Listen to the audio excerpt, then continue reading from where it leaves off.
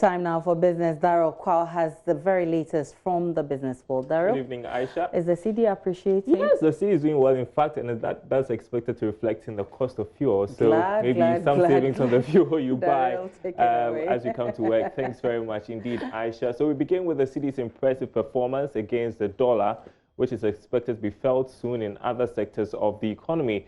Now, Managing Director of Stanbic Bank, Alhassan Andani, believes that the ongoing forward sales regime by the Bank of Ghana is playing a critical role in the performance of the local currency.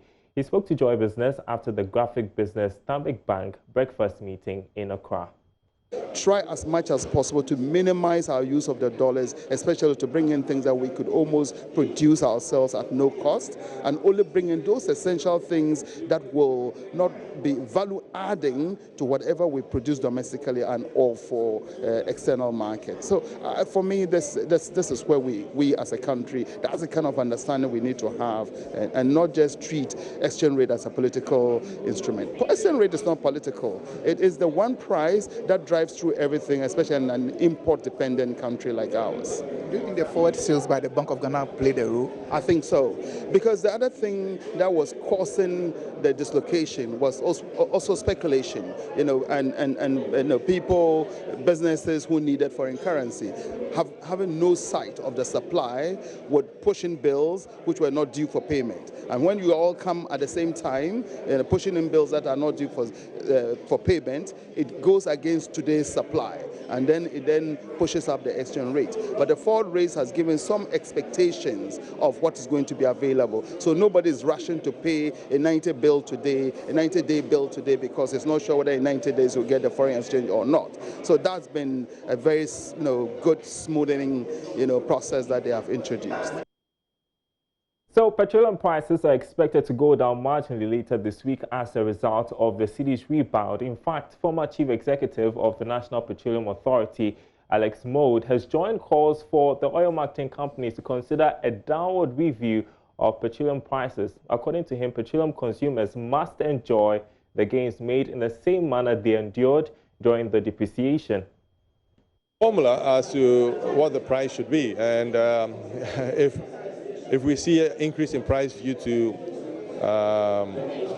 expected depreciation of the city, we should see a decrease in price due to the actual appreciation of the city that we are hearing about.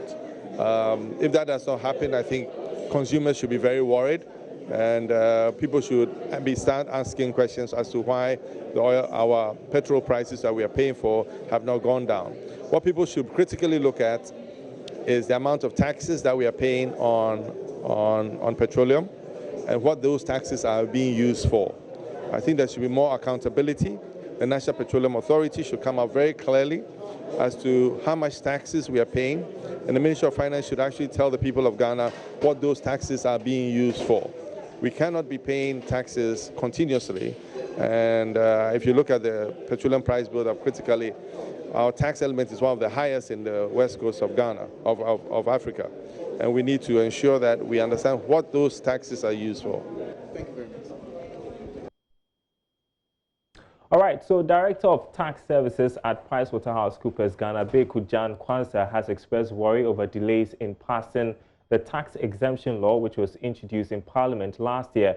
This follows government's inability to begin implementation of some tax exemptions given investors in the country. According to Mr. Jan Kwanzaa, the delay is having a negative effect on Ghana's investment growth. There's more in this report. The Ghana Tax Exemption Bill was introduced by government to give clarity to businesses in critical sectors of the economy that can be given tax holidays as a result of their operations. The bill, after several readings in Parliament, is yet to be passed, a situation that has been described as worrying. Speaking to Joy Business after a presentation on revenue mobilization at the graphic Stanbic breakfast meeting, Abeku Jan Kwanzaa called on Parliament to either pass the bill or withdraw it. Question is, why has it still not been passed? Is it that Parliament has a concern? Let them raise it. Is it that it is no longer relevant? Probably we thought it was relevant. Let's know and withdraw it.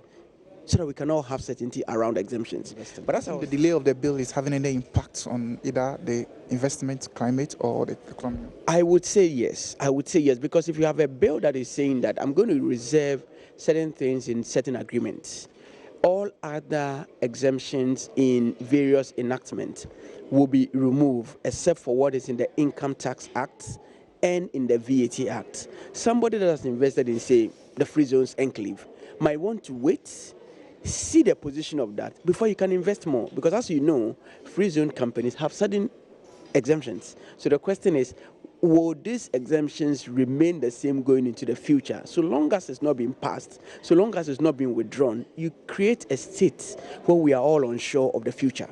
So we need to move this conversation forward by asking ourselves, do we want it or we don't want it? On his part, former Chief Executive of the National Petroleum Authority, Alex Mould, believes more taxes can be derived from the oil and gas sector if government strictly monitors the operations of partners. One of the things that we can do better is to look at the various cost elements that the operators like Tullow and E&I put into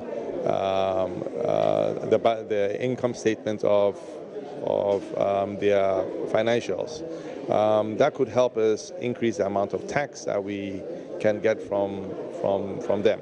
There's another thing called additional oil tax, which is the way we share windfall profits. That should also be calculated on a regular basis so that we know exactly how much we make. There's also been suggestions that government should intensify efforts at reducing state expenditure. In other news, players in the real estate industry are pushing for new laws that would help better regulate mortgage financing in the country. The call came up at the annual Chief Executives Breakfast meeting organized by the Ghana Real Estate Developers Association in Accra. Charles Aite was there for Joy Business.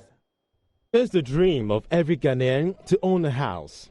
But with the stark challenges faced real estate developers, from the cost of cement to securing funds to build those real estates, owning a dream home continues to elude potential buyers and sellers.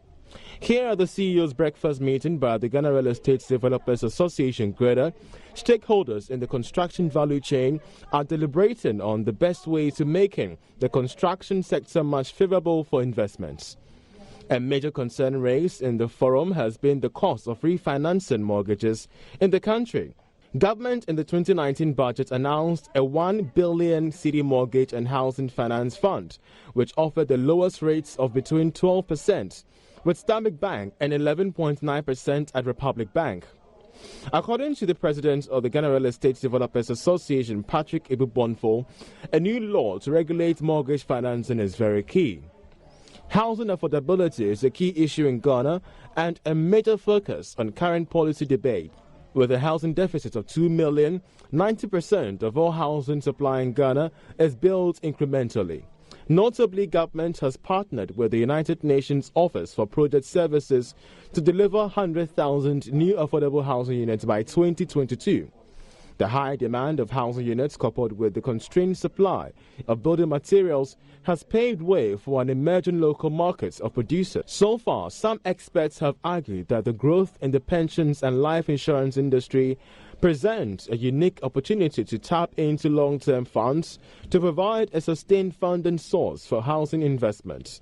The ongoing policy interventions by government are expected to increase the private sector's interest in Ghana's housing sector. There's a new pilot date for the implementation of UniPass. We've got details in our summary of news from across the country. Revenue Authority will on February 21 introduce the UniPass system at the Takoradi Harbour on pilot basis. The success of the UniPass at the Takoradi Harbour will ensure its rollover to both the Tema Port and other inland ports across the country. The Member of Parliament for Sishirioso, Dr. Kwekwe, has called for the strengthening of measures to protect cocoa farmers from undue price and market manipulation so as to get enough rewards for their tolls. He said there were some 9 companies that had formed a cartel and manipulating the marketing sector of the cocoa industry, according to a GNA report. And there's more business news in the next half of this bulletin. Do stay tuned.